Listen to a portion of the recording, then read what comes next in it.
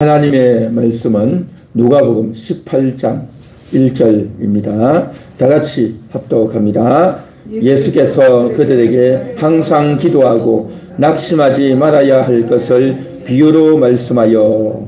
아멘. 오늘 성경에서는 예수님께서 제자들에게 말씀하고 있는 그런 내용입니다. 이 말씀은 너무나도 유명한 말씀이고 또 많은 성도들이 알고 있는 말씀이고 또 그러면서도 가장 오해하고 있는 말씀이다라는 것을 제가 사전에 전제로 깔고 오늘 말씀을 좀 전해보기를 원합니다. 그 다음 넘겨주시기 바랍니다. 네. 다 같이 한번 읽어봅니다. 시작. 기도하고 낙심하지 마세요. 그러나 라고 되어 있습니다. 기도하고 낙심하지 마세요. 우리는요 늘 기도해야 됩니다. 할렐루야. 2월달은 기도하는 달 아닙니까? 우리는 늘 기도해야 됩니다. 교회에서 기도하고 예배 드리면서 기도하고 또 여러분이 식사할 때 기도하고 그렇죠. 또 여러분이 길을 걸어가면서도 기도하고 또 여러분들이 혼자 이렇게 할 때도 기도하고 또 여러분이 일을 하면서도 기도하고 또 여러분이 어려울 때 힘들 때 기도하시고 또 이제 뭡니까? 가만히 있을 때 시간 날 때 찬양을 들으면서 또 기도하고 또 사람들을 만나서 대화하면서 기도하고 할렐루야. 기도 많이 하시기 바랍니다. 늘 기도하셔야 돼요. 그렇게 기도해야 하나님을 찾고 하나님과 하나 되어지고 하나님과 함께하게 되고 하나님과 동의하게 된다는 거죠. 자, 그렇게 해야 되는데 오늘 우리가 1절만 읽었지만 2절부터 쭉 나오는 것은 어떤 내용이냐면 바로 어떤 한 도시의 이야기입니다. 어떤 도시에 이제 재판장이 있었어요. 하나님을 두려워하지 않고 사람을 무시하는 재판장이 있었어요. 재판장. 원래 이스라엘 백성들에게 있어서 재판관은 어떤 사람이냐? 하나님을 잘 믿는 사람이 재판장이 되는 거예요. 하나님을 잘 믿는 사람이. 그래서 왕들이 재판장을 세우는데 그 재판장을 세우는 조건이 뭐냐? 하나님을 잘 믿는 사람 중에서 지혜 있고 또 백성들의 마음을 잘 돌볼 수 있는 그런 사람으로 재판장을 세우는 겁니다. 그러니까 기본적으로 하나님을 잘 믿고 하나님을 두려워할 줄 아는, 하나님을 두려워할 줄 알면 어떻게 됩니까? 하나님이 두렵기 때문에 사람들의 재판정의 사정을 잘 돌봐야 되는 겁니다. 하나님을 두려워하면서 사람을 무시하고 함부로 할 수 없단 말이죠. 그런데 오늘 2절에 보니까 뭐라고 말했냐면 하나님을 두려워하지 않고 사람을 무시한다라고 했어요. 재판장은 하나님을 두려워하고 사람을 무시하지 말아야 되는 겁니다. 그런데 하나님도 두려워하지 않고 사람도 무시하는 재판장. 이거 완전히 뭡니까? 엉망인 거죠. 이스라엘 나라에 있어서는 이건 말도 안 되는 일인 겁니다. 자, 그런데 그 도시에 한 과부가 있대요. 과부니까 기본적으로 남편이 없겠죠. 남편이 없고 홀로 사는 여자입니다. 그런데 그에게 가서 내 원수에 대한 원한을 풀어주소서 그렇게 말합니다. 원한이 있다는 겁니다. 원한이 뭡니까? 억울한 일을 당했다는 거죠. 억울한 일을 당했고 그래서 마음이 너무너무 괴로워서 원통해서 살 수 없는 것. 이게 바로 원한인 거죠. 그래서 우리가 인생을 살 때 몸이 아프기도 하고 또 답답하기도 하고 또 정말 괴로운 일이 생기기도 하죠. 그런데 이렇게 해도 내가 참을 수 있고 내가 견딜 수 있고 또 내가 알아서 처리하든지 그래 해야 될 때가 많단 말이죠. 그런데 원한은 뭡니까? 원한이라는 것은 내가 해결할 수 없는 거예요. 그러니까 원한이죠. 몸에 병이 들다든지 어떻게 했다든지 이런 건 내가 그냥 어떻게 할 수 없는 거죠. 나을 때까지 기다려야 되는 거고 또 좀 기분 나쁘고 속상해도 내가 그냥 참고 그렇게 할 수밖에 없단 말이죠. 그런데 원한은 뭐냐? 내가 해결할 수 없는 거예요. 이거는 참는다고 참아지질 않는 거라는 거죠. 그러니까 누군가가 이걸 해결을 해줘야 되는 거죠. 그런데 해결해 줘야 될 그 사람이 누구냐? 재판장이다라는 거죠. 이거는 재판장만이 해결할 수 있는 거죠. 나도 어떻게 할 수 없고 다른 사람도 어떻게 할 수 없고 오직 재판장이 해결을 해줘야 된단 말이죠. 그 문제를 해결할 수 있는 결정권이 누구에게 있느냐? 재판장에게 있단 말이죠. 그래서 재판장에게 가서, 재판관에게 가서 내 원한을 풀어주소서 했다는 거죠. 그런데 3절 보십시오. 어떻게 해요? 자주라고 했어요. 자주. 그러니까 한두 번이 아니라 계속 간 거죠. 자주 간 거예요. 자주. 왜 자주 갔겠습니까? 해결이 안 되니까 자주 간 거죠. 해결이 안 됐단 말이죠. 원한을 풀어주지 않았다는 거죠. 그렇게 자꾸 갔단 말이죠. 자꾸 갔는데 해결이 안 됐어. 들어주지 않았어요. 그런데 4절에 뭐라고 말합니까? 4절을 우리 다 같이 한번 읽어보겠습니다. 그가 얼마 동안 듣지 아니하다가 후에 속으로 생각하되 내가 하나님을 두려워하지 않고 사람을 무시하나 됐습니다. 속으로 생각했대. 재판장이 내가 하나님을 두려워하지 않고. 그러니까 이 사람은 하나님을 두려워해야 된다는 걸 아는 사람이에요? 모르는 사람이에요? 하나님을 두려워해야 된다는 걸 아는 사람이에요. 아예 하나님을 안 믿는 사람 같으면 이런 생각조차도 안 하죠. 나는 하나님 안 믿는데 왜 내가 하나님 두려워하냐? 그렇게 말하겠죠. 그런데 하나님을 두려워하지 않으니라고. 그러니까 양심에 질렸다는 거죠. 양심에 질린 거죠. 아예 하나님도 안 믿고 아예 하나님을 모르는 사람 같으면 이런 하나님을 두려워할 마음도 두려워하지도 않겠죠. 이런 생각도 안 하겠죠. 이런 양심에 찔리지도 않겠죠. 그런데 이 사람은 하나님을 아는 사람인데 자기가 이렇게 하나님 두려워하지 않고 있다. 잘못하고 있다는 거 아는 거예요. 양심은 있는 사람이에요. 자, 그래서 하나님을 두려워하지 않으니까 사람을 무시하는 거죠. 자기가 사람 무시했다는 알아요. 이게 놀랍죠. 무시하나 자기가 안 들어준 거죠. 원한을 안 풀어줬죠. 그 결정권이 자기에게 있다는 걸 아는데 그 해결을 안 해줬죠. 그런데 5절 보십시오. 이 과부가 다 같이 읽습니다. 이 과부가 나를 번거롭게 하니 내가 그 원한을 풀어주리라. 그렇지 않으면 너희 와서 나를 괴롭게 하리라 하였느니라. 이 과부가 나를 번거롭게 한다는 거죠. 번거롭다는 게 뭐죠? 귀찮은 거예요. 귀찮은 거. 내가 들어줘도 되고 안 들어줘도 되는데 안 들어주고 있자니 번거롭다는 겁니다. 귀찮다는 거죠. 자꾸 찾아오니까 귀찮아요. 아예 무시하면 되는데 무시할 수가 없어요. 왜냐하면 재판장 정도 되면 어떻습니까? 지위가 높고 공부도 많이 했고 또 사회적으로 영향력도 높고 또 주변에 많은 그 도시의 시장이나 또 관계기관이나 높은 사람들 다 알고 있지 않겠습니까? 그 정도 되면 어떻습니까? 이 과부가 계속 재판장 찾아가는 거죠. 그러면 옛날 동네에 어떻습니까? 소문이 다 나는 거예요. 소문이. 저 과부가 저 억울해서 찾아간다. 그러면 그 억울한 일이 뭔지 사람들 다 알아요. 다 알아. 다 알고 소문 다 나는데 이 재판장이 맨날 안 들어주면 어떻습니까? 소문이 나가지고 아니 그거 좀 들어주면 안 되냐? 재판장이 왜 저럴 수 있냐? 라고 말을 하면 어떻게 됩니까? 재판장이 불명예하겠다고 하는 거죠. 오히려 안 좋은 소문이 난단 말이죠. 그러면 어떻습니까? 특히 옛날 사회에서는 안 좋은 소문이 나면 오히려 그것이 자기에게 마이너스라는 거죠. 그게 자기의 명예에 자존심에 상처가 된다는 거죠. 그까짓 거 얼마 되지 않는데 내가 그냥 들어주면 되는데 괜히 그거 끌어가지고 소문이 안 좋으면 어떻습니까? 자기만 괴롭다고 자기가 더 괴로워진다는 거죠. 그래서 어떻습니까? 번거롭게 하니 그냥 차라리 풀어주겠다라고 생각을 했다는 거죠. 그런 일이 있었다라고 예수님이 지금 이야기하는 거예요. 지금 예수님이 제자들에게 말씀하고 있는 겁니다. 예수님이 제자들에게 말씀하고 있죠.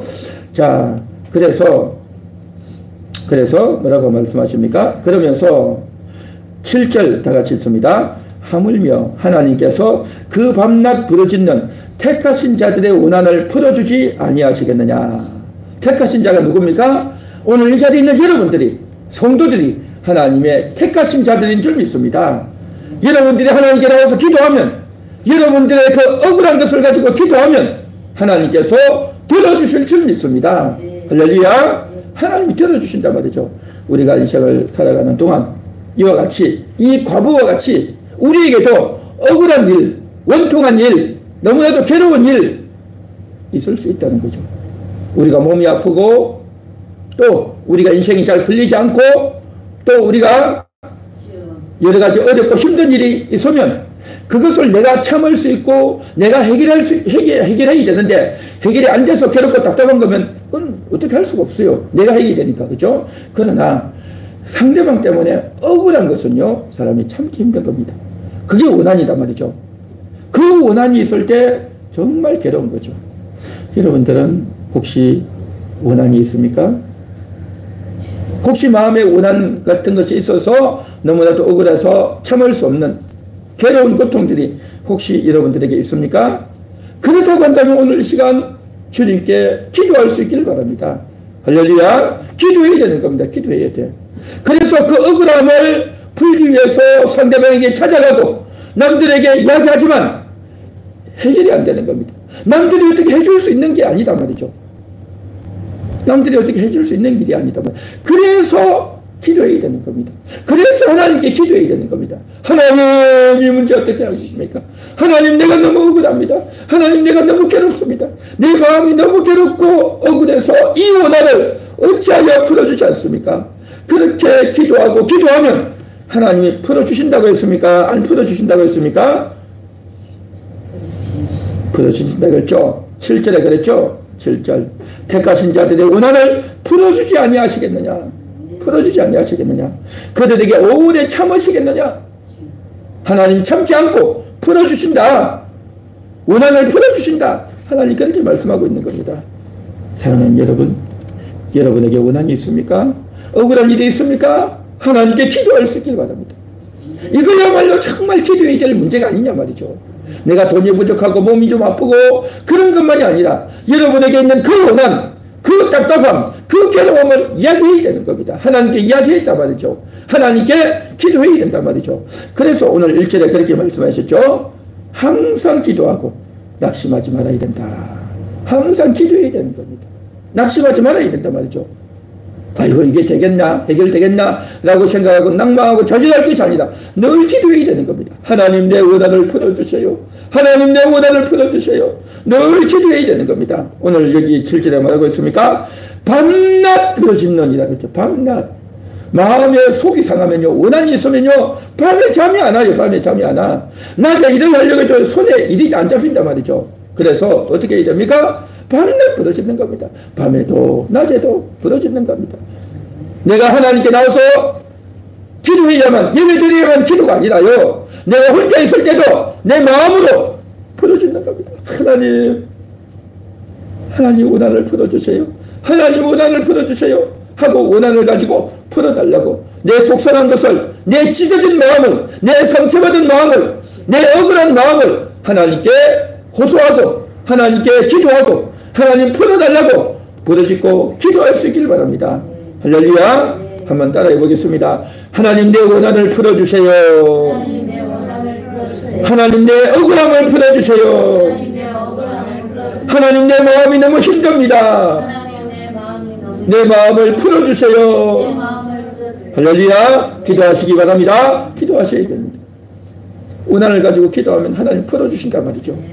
그래서 정말 기도하고 간구하고 부르짖는, 그래서 낙심하지 말고 계속 기도해야 된단 말이죠. 할렐루야. 기도하시기 바랍니다. 그 다음 넘겨주세요. 다 같이 읽겠습니다. 대한민국의 원한. 대한민국의 원한입니다. 이 대한민국이 또한 원한이 있어요. 이게 무슨 말일까요? 사람은 참 이게 원한이 없어야 되는데, 억울한 일이 없어야 되는데 이 억울한 일들이 많이 생기고 있습니다. 지금 비상계엄이 있었죠. 12월 3일 날, 작년 12월 3일 비상계엄이 있고, 그러고 나서 어떻게 됩니까? 국회에서 대통령을 탄핵해버렸죠. 1차 탄핵을 하려는데 1차 탄핵은 실패하고 2차 탄핵을 해서 탄핵이 되어졌죠. 자, 비상계엄이라고 하는 것은 뭡니까? 국가가 전쟁이 일어날 법한 아주 큰 소용이나 사태가 났을 때에 대통령이 지금 비상계엄을 할 수가 있는 것입니다. 자, 그러면 이제 큰 전쟁이 일어나지도 않았고 큰 사태가 있는 것도 아닌데 비상계엄을 걸었던 거죠. 그러면 이게 이상하다, 그런 것도 없는데 왜 비상계엄을 했을까 하고 국민들이 다 의아하게 생각했죠. 의아하게 생각했는데, 그런데 대통령이 발표를 했죠. 내가 비상계엄을 건 이유가 뭐냐 해서 이제 발표를 했는데, 그 발표한 게 뭡니까? 반국가 세력이 있다는 거예요. 반국가 세력들이 지금 준동을 하고 나라가 너무 위태롭기 때문에 비상계엄을 했다라고 했단 말이죠. 그러면 과연 그 반국가 세력이 뭐냐라는 거죠. 그런 것들에 대해서 어떻게 해야 됩니까? 조사를 해야 되는 거죠. 과연 반국가 세력이 있었는지 조사를 해야 되는 거죠. 자, 그런데 반국가 세력이 이제 있었는지 조사하고 확인해야 되는데 이게 불법이다, 비상계엄이 잘못한 거다 하고 판정을 누가 하느냐? 헌법재판소에서 하는 거죠. 헌법재판소에서 하는 건데 아직 판정이 안 났죠. 헌법재판소에서 아직 판정이 안 났죠. 그렇죠? 아마도 3월 달에 날 것 같은데 아직 나진 않았어요. 그런데 온갖 방송에서, 텔레비전에서 뭐라고 합니까? 불법계엄이다, 그렇게 말을 한 거죠. 불법계엄. 아직 이게 불법인지 합법인지 결정이 안 났습니다. 그런데 불법이다 하고 방송에서 이야기하고 불법계엄이다 하고 그렇게 말을 하고 있단 말이죠. 이건 뭡니까? 이상한 거죠. 이상한 거죠. 그렇게 말을 하면 안 되는 거죠. 그리고 내란 수괴다, 내란을 일으킨 거다 라고 이야기했죠. 원래 내란이라는 것은 뭡니까? 정권을 차지하기 위해서 군대를 동원하거나 하는 것이 내란인데 그렇게 한 적이 없단 말이죠. 대통령이 무슨 내란을 일으키겠습니까? 말도 안 되죠. 그러니까 우리 대한민국에서는 뭐냐면 이제 법으로 1심, 2심, 3심에서 대법원에서 확정 판정 나기 전까지는요 아직 죄로 판정을 안 해요. 그래서 그 대표적인 케이스가 뭡니까? 조국 같은 경우에 전 청와대 비서관 했던 조국이 뭡니까? 국회의원 출마했잖아요. 자기가 1심에서 죄다, 자기 자녀 부정 입학 때문에 됐죠. 2심에도 죄인데 아직 3심 판결이 안 났기 때문에 자기가 국회의원 됐잖아요. 그리고 이재명도 지금 사법심판 가운데 있는데 1심에 법 있는 것도 있고 지금 지금 심판을 받고 있잖아요. 아직 대법원 심판까지 안 났기 때문에 자기는 아직 죄 없다 라고 해서 그러고 있잖아요. 그런데 대통령은 뭡니까? 아직 판정도 안 났어요. 그런데 불법 판정이 난 것도 아닌데 뭐라고 합니까? 내란 수괴다, 불법계엄이다 라고 이야기를 하고 있단 말이죠. 그러니까 방송에서 그렇게 말을 하면 안 되는 거죠. 아직 확정도 안 되는데. 그래서 이건 너무 이상하다 해서 어떤 사람이 이야기를 한 거죠. 이건 불공정하다, 이건 불공정하다 라고 자기가 방송에 나와서 어떤 아나운서인데 그 이야기를 한 거죠. 그 말을 했다고 언론들이 불공정하다라고 그 말을 했다고 이제 아나운서가 그 자기의 방송사에서 잘려버렸어요. 그러니까 이 사람은요 더 억울한 거죠. 더 억울해.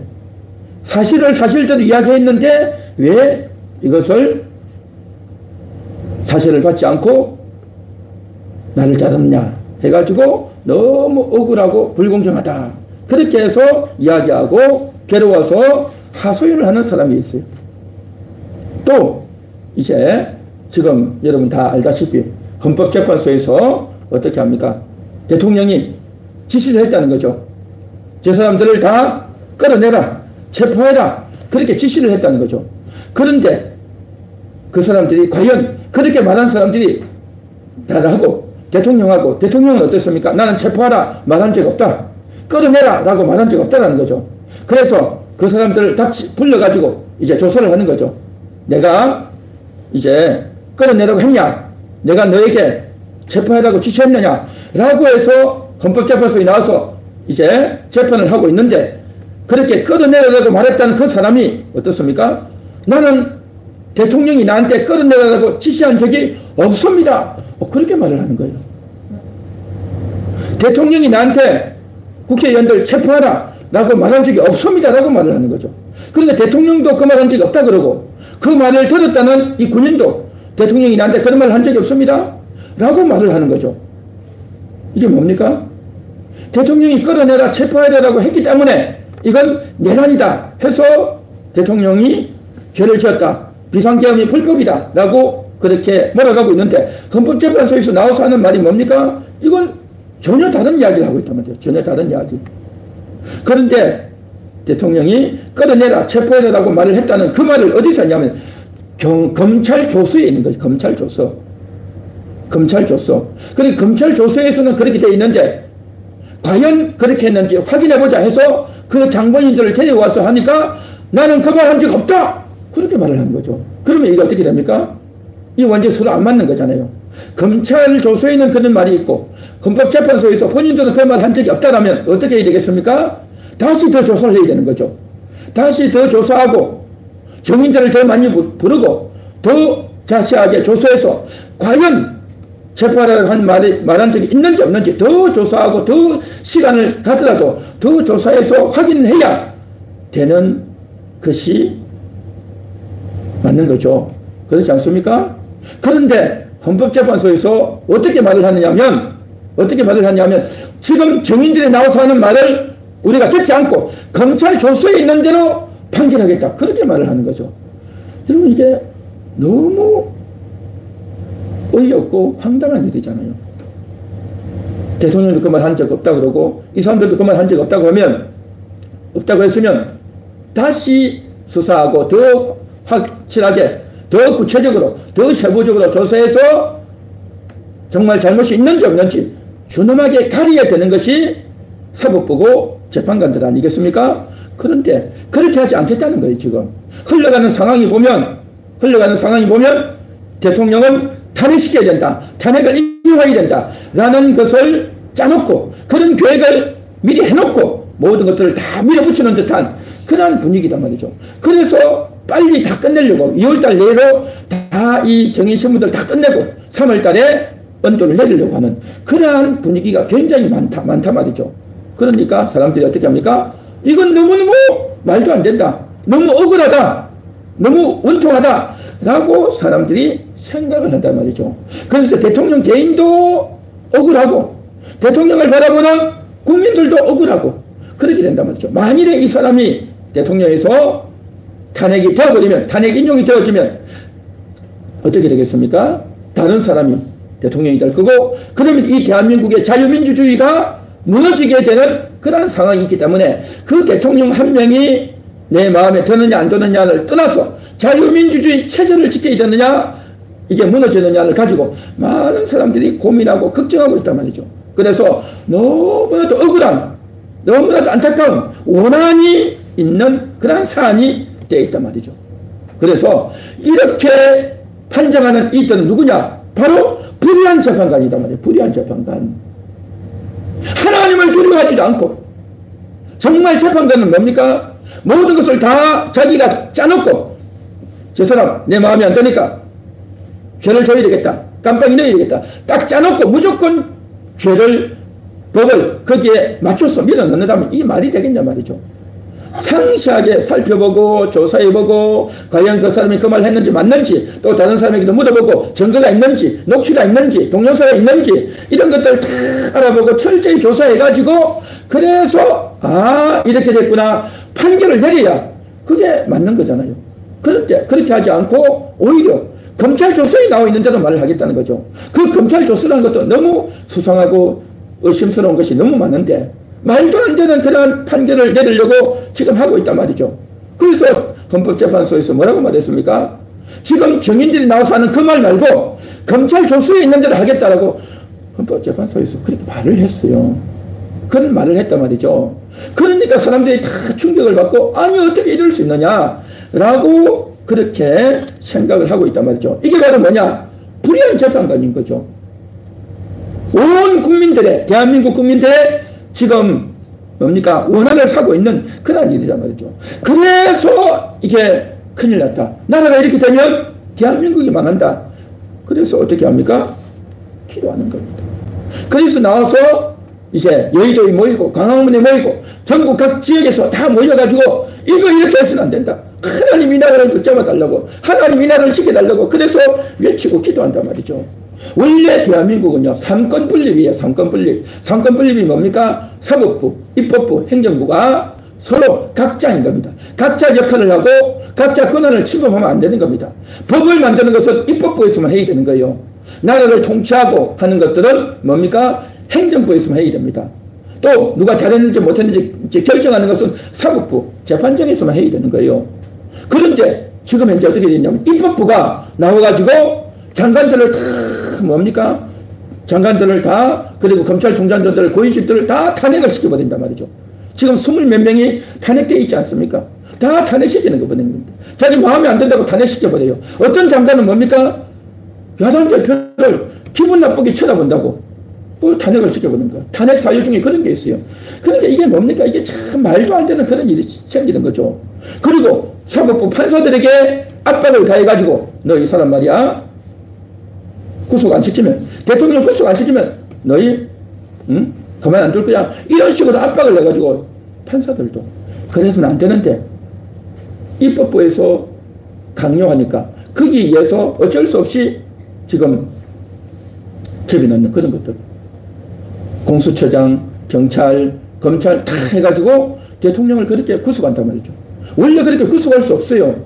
현역 대통령은 구속할 수 없게 되어 있습니다. 그런데 뭡니까? 이들을 이렇게 한단 말이죠.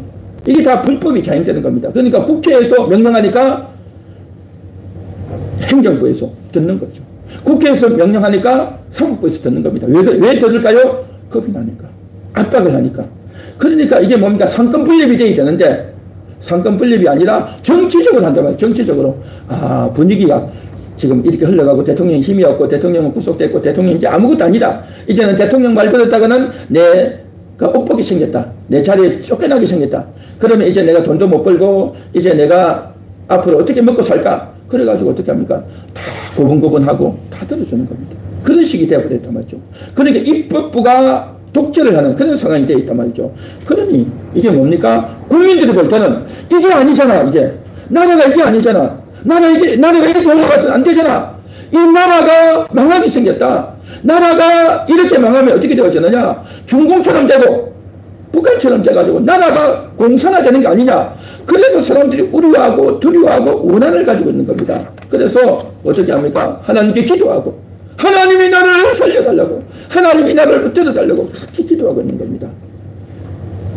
기도해야 되는 겁니다. 나라를 위해서 기도해야 될 줄 믿습니다. 할렐루야. 우리 다 같이 기도합시다. 한번 따라해 보겠습니다. 나라를 위해서 기도하겠습니다. 나라를 위해서 기도하겠습니다. 할렐루야. 나라를 위해서 기도해야 됩니다. 대한민국의 원한이 풀어져야 된단 말이죠. 그 다음 넘겨주세요. 다 같이 읽겠습니다. 예수님이 오셔서 만나주시고 믿음을 부어주십니다. 자, 오늘 말씀의 핵심은 이 부분입니다. 자, 여기 보십시오. 18장 6절 8절 18장 8절 우리 다 같이 한번 읽어봅니다. 내가 너희에게 이르노니 속히 그 원한을 풀어주시리라. 그러나 인자가 올 때에 세상에서 믿음을 보겠느냐 하십니다. 인자가 올 때에 세상에서 믿음을 보겠느냐 했습니다. 이게 여러분 정말 중요한 부분입니다. 자, 여기 보면 인자가 올 때 세상에서 믿음을 보겠느냐라고 우리가 보는 이 개역 개정에는 이렇게 나와 있어요. 근데 다른 성경 개역 한글이나 그 다음에 현대인의 성경이나 표준세법이나 번역이나 이 다른 성경이 보면 뭐라고 되어 있냐면 믿음을 보겠느냐가 약간 다릅니다. 믿음을 볼 수 있겠느냐. 믿음을 볼 수 있겠느냐. 또 다른 성경에서는 믿음을 찾아보겠느냐. 또 다른 성경에서는 믿음을 찾아볼 수 있겠느냐. 또 다른 성경에서는 믿음을 찾을 수 있을지 걱정이다. 그렇게 되어 있어요. 그러니까 이 말이 뭐겠습니까? 믿음을 보겠느냐 이 말은 뭐냐면 믿음을 찾아보기가 어려울 것 같다. 그런 말인 거죠. 이해가 되십니까? 그러니까 믿음을 보겠느냐라는 것은 누가 믿음을 본다는 거죠? 인자가 와서. 하나님이 볼 때 이 세상에서라는 것은 세상에 사는 사람들이 하나님을 믿는 믿음이 있겠느냐? 그 믿음을 보는데 믿음을 볼 수 있겠느냐? 믿음을 찾아볼 수 있겠느냐? 믿음을 볼 수 있겠느냐? 찾아볼 수 있겠느냐? 믿음을 찾을 수 있을지 걱정이다. 라고 그렇게 말을 한단 말이죠. 결국 이 말이 무슨 말이냐면 이 말의 뜻은 뭐냐면 인자가 올 때에 믿음을 볼 수 없다는 말인 거죠. 그렇죠. 믿음을 볼 수 없다. 믿음을 볼 수 없다. 믿음을 찾아보지만 믿음이 없다. 믿음을 찾아볼 수가 없다. 믿음을 찾을 수 있을지 걱정인데 믿음이 없구나. 믿음이 전혀 없다. 그런 말인 겁니다. 그래서 이 말의 의미를 우리가 잘 새겨야 되고 세상에서 믿음을 보겠느냐 이 말은 뭐냐면 믿음을 찾을 수 없구나. 믿음이 없구나. 그런 말이란 말이죠. 자 그러면 여기서 관건은 뭐냐. 인자가 올 때에 라고 했습니다. 인자가 올 때. 여러분 인자가 올 때가 언제일까요? 인자가 누구일까요? 인자는 예수님입니다. 예수님은 하나님의 아들이시고 하나님이시고 그리스도시고 하죠. 그런데 누가복음에서는 예수님을 인자라고 말합니다. 인자가 뭡니까? 사람의 아들이라는 거죠. 그런데 예수님은 사람의 아들로 온 거죠. 사람의 아들. 육신의 몸을 입고 왔으니까 사람의 아들이죠. 그래서 사람의 아들로 온 것을 가리켜서 인자로 온다라고 말하는 겁니다. 자 그러면 예수님이 인자로 올 때가 언제냐. 예수님이 2000년 전에 오셨을 때는 인자로 사람의 아들로 오신 거예요. 그러나 이 인자가 올 때가 누구냐라고 할 때에 많은 사람들은 대부분의 사람들은 여기서 인자가 올 때라고 생각할 때 어떻게 생각하냐면 예수님이 재림하실 때 그렇게 생각을 해요. 예수님은 두 번 오셔요. 2000년 전에 초림으로 오셨고 초림 처음 오셨을 때를 초림이라 그러고 예수님이 마지막 심판하러 오실 때를 재림이라 그러죠. 초림 재림이라고 하는데 예수님은 초림으로 오시고 재림으로 오십니다. 자 그러면 인자로 올 때는 초림일까요? 재림일까요? 자 대부분의 사람들은 예수님이 인자로 올 때를 재림이다 그렇게 생각해요. 그런데 예수님은요 재림에 올 때는요 인자가 아니세요. 예수님이 재림에서 다시 오실 때는 그때는 인자가 아니고요 그때는 하나님으로 오시는 거예요. 그때는 하나님으로 오셔요. 그러니 하나님이 본체로 오시는 거죠. 하나님으로 오셔가지고 온 세상을 심판하시고 또 저들을 공중으로 이끌어서 세상을 끝내고 영원한 천국으로 들어간단 말이죠. 그때는 예수님은 인자가 아니십니다. 인자가 아니셔요. 인자가 온 때는 언제냐 하면 두 번입니다. 예수님이 마리아의 몸에서 태어나서 33년을 사시는 그 어간 그것이 인자로 올 때고 또 한 번은 뭐냐 예수님이 죽고 부활해서 다시 오신단 말이죠. 이것이 바로 인자로 오신다라고 말을 하는 겁니다. 그래서 이 부분은 신학적인 부분이 있고 또 여러 가지 설명할 것이 복잡하고 많지만 한마디로 말하면 이것입니다. 여기서 예수님이 인자가 올 때라고 하는 이 올 때는 언제냐 예수님이 십자가에 죽고 부활해서 다시 올 때 이게 바로 인자로 올 때인 겁니다. 인자로 올 때.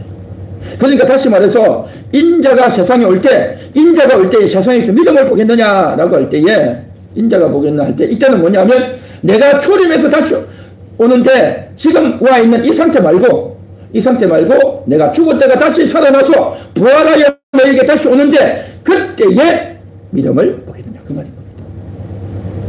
예수님이 다시 부활해서 올 그때에 믿음이 있겠느냐? 믿음을 찾아볼 수 있겠느냐? 믿음이 있는지 찾아보고 싶고 믿음이 있을지 걱정이구나 했는데 믿음이 없을 거다라는 것을 지금 예수님이 예고하는 말씀이 이거는 그것을 예고하는 말씀이단 말이죠. 그래서 오늘 본문 1절에 그랬죠. 항상 기도하고 낙심하지 말아야 된다라는 거죠.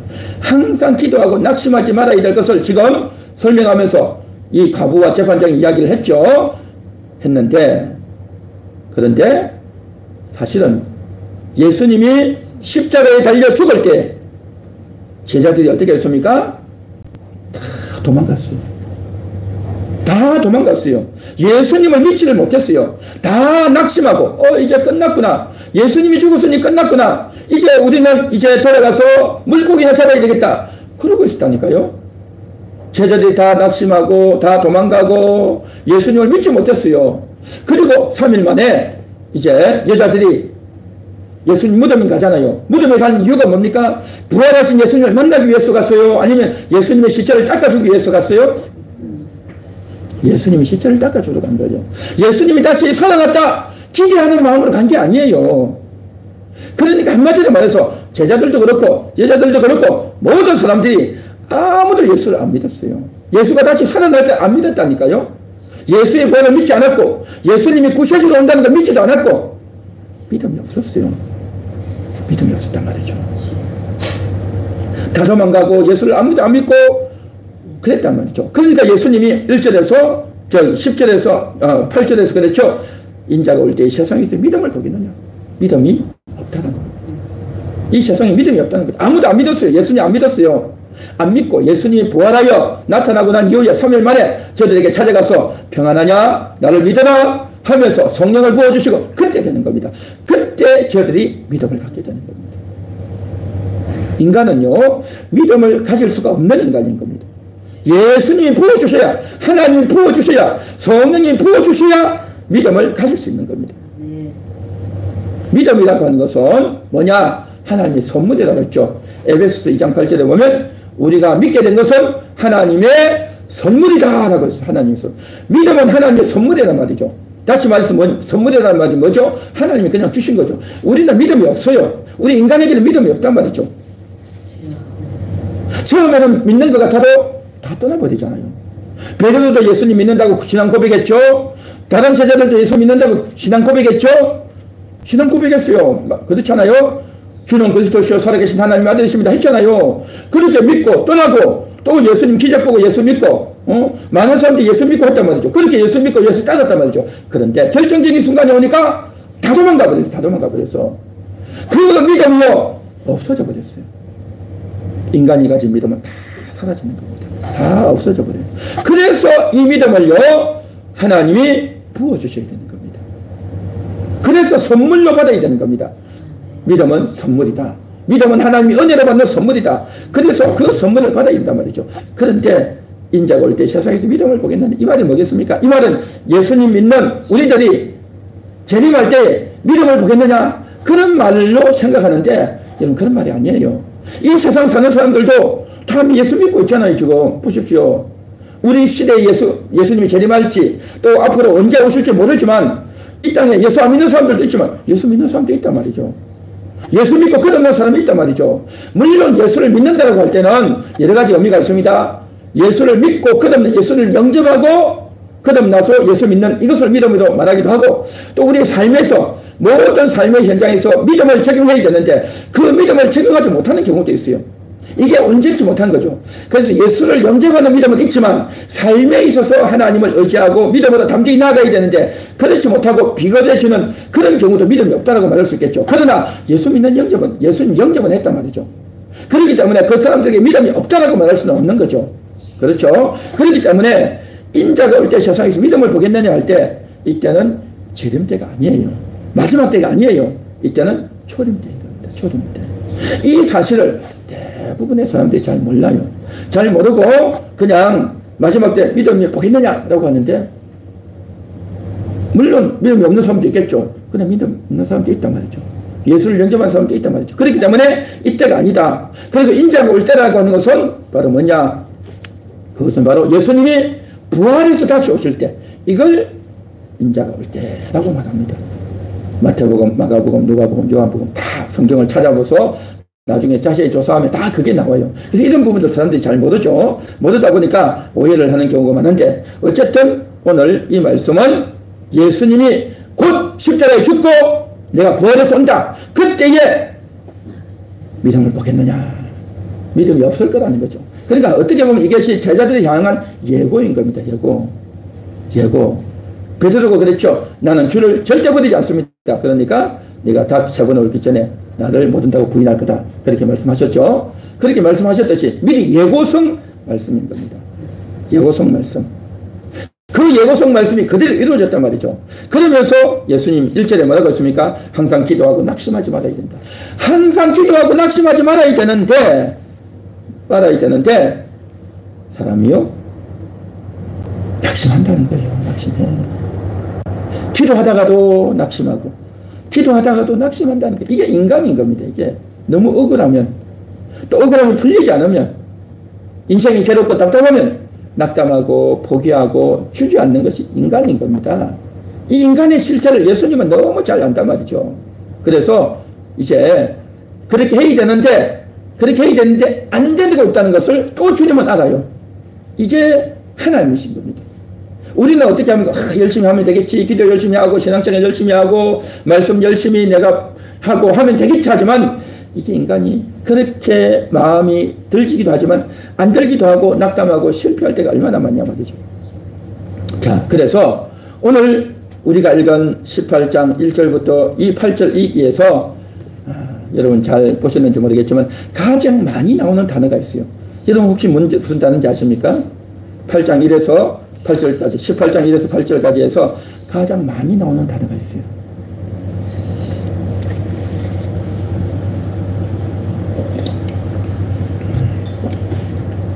그것은 바로 다름이 아니라요, 원한이라는 단어입니다. 원한이라는 단어가 가장 많이 나옵니다.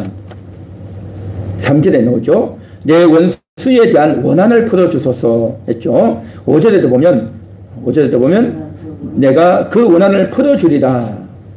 그 다음에 7절에도 보면 택하신 자들이 원한을 풀어주지 아니하시겠느냐. 8절에도 보면 속히 그 원한을 풀어주시리라. 원한이 4번이나 나오는. 그렇게 많이 나온다는 게 뭡니까? 이 원한이 그만큼 사람들에게 큰 고통이고 또 문제고 힘들다는 거죠. 그래서 억울한 인생들, 원한을 가지고 사는 이 인생들, 괴로운 인생들 아닙니까? 그 인생들은요, 기도해야 된다는 겁니다. 기도해야 돼. 기도하고 항상 기도해야 되는 겁니다. 그렇게 기도하다 보면 어떻게 되어지냐? 이제 오늘날 우리는요, 예수님이 오셨어요.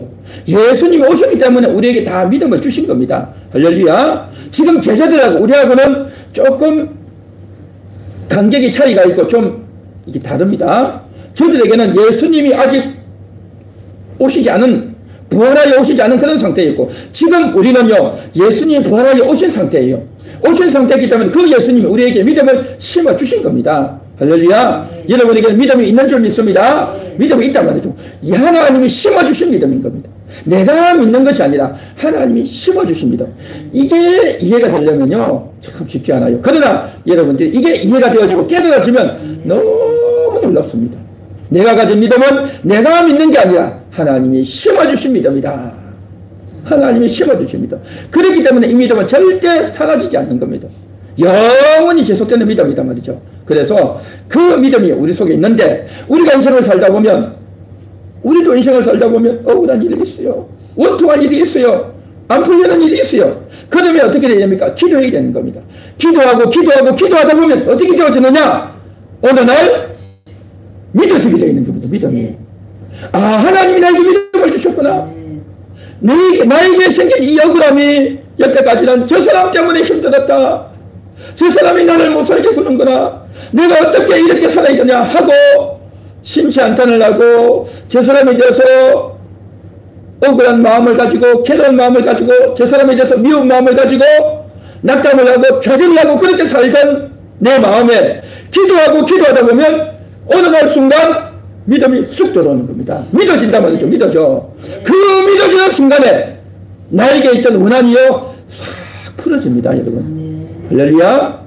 원한은요, 상대방을 어떻게 힘들게 하고, 상대방을 때리고, 상대방을 잡아 가두고, 상대방을 괴롭게 하고, 상대방을 못 살게 굴어서 문제가 풀리는 게 아니고요, 믿어질 때, 아, 나의 죄를 없애주려고, 나를 너무 사랑하시기 때문에 하나님이 나를 구원하시려고 이러한 일들이 생겼구나. 그게 믿어지고 깨달아져야 되는 겁니다. 그게 믿어질 때요, 원한이 싹 풀어져요. 원한이 풀어지는 겁니다. 여러분, 그동안 원한이 얼마나 많았습니까? 인간관계 때문에 원한이 많고, 돈 때문에 원한이 많고, 병 때문에 원한도 말고, 온갖 것들 때문에 얼마나 원한이 많았습니까? 그 원한은 언제 풀어진다고요? 믿어질 때. 기도할 때 믿어지는 겁니다. 하나님이 하셨구나. 하나님이 나를 깨뜨리려고, 하나님이 나를 사랑하시기 때문에 이렇게 하셨구나. 그것이 믿어질 때 원한이 사라지고, 억울함이 사라지고, 원통한 것이 사라지고, 할렐루야. 그렇게 될 줄 믿습니다. 우리가 나라를 위해서 기도하죠. 얼마나 억울한 일이 많습니까? 윤 대통령도 억울한 일이 많고, 또한 뿐만 아니라 대한민국 사람들도 이 나라가 이렇게 해서 망하는 거 아니냐. 공산당에게 망하는 것이 아니냐, 북한에게 넘어가고 중국에게 넘어가는 거 아니냐, 걱정하고 오난하고 정말 저 못된 자들, 저 사악한 자들 때문에 나라가 다 망하게 생겼다 하고 미운 마음이 생고 억울한 마음이 들고 정말 괴로운 마음이 많이 들었는데 어느 날 순간 이 모든 것을 하나님이 하셨구나, 하나님이 다 다스리고 있구나 하고 하나님이 믿어지게 되면요, 하나님이 믿어지는 그 순간 억울함과 원한이 싹 사라지는 겁니다. 하나님의 일하심이 보여지네요 말이죠. 그것은요 내가 어느 날 갑자기 되어지는 것이 아니고요, 기도해야 되는 겁니다. 그래서 기도하고 항상 기도해야 된단 말이죠. 항상 기도하다 보면 믿음이 들어오고 하나님의 말씀이 믿어지고 하나님의 일하심이 믿어지면 싹 깨달아지고 정리되어진단 말이죠. 할렐루야. 여러분 요셉을 보십시오. 형들에게 팔려가지고 애굽에 갔잖아요. 얼마나 억울했습니까? 내가 뭘 잘못했다고 나를 팔아먹냐? 얼마나 억울했습니까? 그래가지고 보디발의 집에 있는데 그 여자가 또 감옥에 넣었잖아요. 그 여자 때문에 감옥에 들어가서 얼마나 억울했습니까? 그 모든 억울한 일이 많았지만 하나님이 일하시고 있구나, 하나님이 나를 이곳에 보냈어, 우리 가족을 살리고 이스라엘을 살리려고 나를 일으켰다는 것이 하나님이 하시는 일이 믿어지니까 모든 억울함과 원한이 싹 사라진 겁니다. 할렐루야. 우리도 정말 하나님 기도하고 기도해서 하나님의 일하심이 보여지고 깨달으심으로 말미암아 억울함과 원통함이 싹 정리되어지는 그런 은혜가 있게 되기를 간절히 소망합니다. 할렐루야.